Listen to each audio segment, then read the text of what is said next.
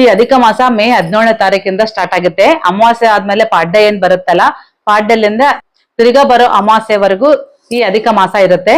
ಮೊದಲ ದಿನ ಪಾಡ್ಯ, ಅವತ್ತು ಅರಿಶಿಣ, ಕುಂಕುಮ, ಎಲೆ, ಅಡಿಕೆ, ದಕ್ಷಿಣೆ ಕೊಡ್ಬೇಕು. ಬಿದಿಗೆ ದಿನ ಕೂಡ ಅಷ್ಟೇ, ಅರಿಶಿಣ, ಕುಂಕುಮ, ಎಲೆ, ಅಡಿಕೆ, ದಕ್ಷಿಣೆ ಸೇಮ್ ಕೊಡ್ಬೇಕು. ಅದಿಗೆ ದಿನ ಕೊಬ್ಬರಿ ಮತ್ತೆ ಬೆಲ್ಲ ಕೊಡ್ಬೇಕು. ಚೌತಿ ದಿನ ನಿಂಬೆ ಹಣ್ಣು, ಏಲಕ್ಕಿ, ಸಕ್ಕರೆನ ಕೊಡ್ಬೇಕು. ಪಂಚಮಿ ದಿನ ಅಕ್ಕಿ, ಎಲೆ, ಅಡಿಕೆ ಕೊಡ್ಬೇಕು. ಷಷ್ಠಿ ದಿನ ಮೊಸರು ಕೊಡ್ಬೇಕು. ಅಷ್ಟಮಿ ದಿನ ತೊಗರಿ ಬೇಳೆನ ಕೊಡ್ಬೇಕು. ನವಮಿ ದಿನ ಚವಳೆಕಾಯಿ, ಅದನ್ನ ಗೋರೆಕಾಯಿ ಅಂತಾರಲ್ಲ, ಅದನ್ನ ಕೊಡ್ಬೇಕು. ನಿಮ್ಗೆ ಅರ್ಧ ಕೆಜಿ ಆಗ್ಲಿ, ಪಾವ್ ಕೆಜಿ ಆಗ್ಲಿ, ಕೆಜಿ ಆಗ್ಲಿ, ಎಷ್ಟು ಸಾಧ್ಯನೋ ಅಷ್ಟು ತಗೊಂಡು ಕೊಡ್ಬೋದು. ದಶಮಿ ದಿನ ಬೆಲ್ಲದ ಅಚ್ಚು ಕೊಡ್ಬೇಕು. ಏಕಾದಶಿಗೆ ದಾನ ಇರೋದಿಲ್ಲ. ಮತ್ತೆ ದಶಮಿ ದಿನ ಹಾಲನ್ನ ಕೊಡ್ಬೇಕು.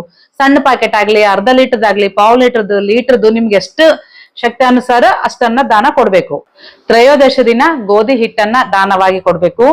ಚತುರ್ದಶಿ ದಿನ ಮಲ್ಲಿಗೆ ಹೂವು 1 ಮೊಳ ಆಗ್ಲಿ, 2 ಮೊಳ ಆಗ್ಲಿ, ಸ್ವಲ್ಪ ಆದ್ರೂ ಮಲ್ಲಿಗೆ ಹೂವನ್ನ ದಾನ ಮಾಡ್ಬೇಕು. ಹುಣ್ಣಿಮೆ ಬರುತ್ತಲ್ಲ, ಅವತ್ತು ಸೌತೆಕಾಯಿನ ದಾನ ಮಾಡ್ಬೇಕು. ಅದು ಶುಕ್ಲ ಪಕ್ಷದ ಪಾಡ್ಯ, ಇದು ಕೃಷ್ಣ ಪಕ್ಷದ ಪಾಡ್ಯ.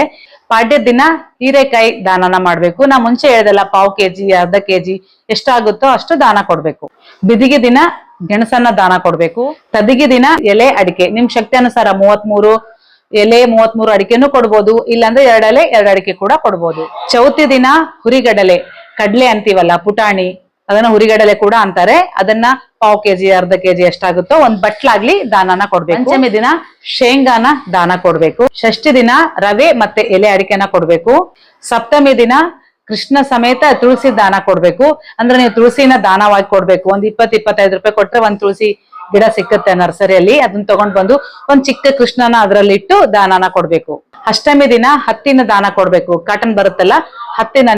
ನವಮಿ ದಿನ ಕಡ್ಲೆ ಹಿಟ್ಟನ್ನ ದಾನವಾಗಿ ಕೊಡ್ಬೇಕು. ಅಂದ್ರೆ ಪುಗ್ಗಿ ಹಾಕ್ತಿವಲ್ಲ, ಬಜ್ಜಿ ಹಿಟ್ಟು, ಪುಗ್ಗಿ ಹಿಟ್ಟು ಅಂತೀವಲ್ಲ, ಆ ಕಡ್ಲೆ ಹಿಟ್ಟನ್ನ ದಾನವಾಗಿ ಕೊಡ್ಬೇಕು. ದಶಮಿ ದಿನ ಕಾಜಿನ ಬಳೆ ದಾನವಾಗಿ ಕೊಡ್ಬೇಕು. ನೀವು 5 ಆಗ್ಲಿ, 1 ಡಜನ್ ಆಗ್ಲಿ, 33 ಆಗ್ಲಿ, ಎಷ್ಟು ಸಾಧ್ಯನೋ ಅಷ್ಟು ಕಾಜಿನ ಬಳೆಗಳನ್ನ ಒಬ್ಬ ಮುತ್ತೈದುವಿಗೆ ದಾನವಾಗಿ ಕೊಡ್ಬೇಕು. ಏಕಾದಶ ದಿನ ದಾನ ಕೊಡೋದಿರೋದಿಲ್ಲ. ಮತ್ತೆ ದ್ವಾದಶ ದಿನ ಹೆಸರು ಬೇಳೆ, ಹೆಸರು ಕಾಳಾಗ್ಲಿ ಅಥವಾ ಹೆಸರು ಬೇಳೆ ಆಗ್ಲಿ ದಾನನ ಕೊಡ್ಬೇಕು.